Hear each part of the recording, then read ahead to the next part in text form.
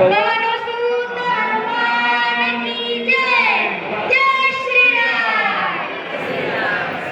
श्री गणेशाय नमः. श्री प्रभु रामचंद्राय नमः. सीताजीच्या पोटात मनवितो श्रीरामदूत. रामासवे कैसा हनुमंत. पंचवटिकेत हनुमता.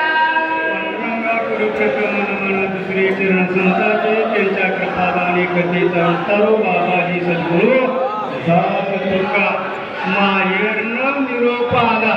ओळख ना पळत पुन्हा ह्याच्यावर विश्वास ठेवायचा कसा. मी राम आणि लक्ष्मणची गणना आम्ही आलो त्यावेळेला ही नव्हतं.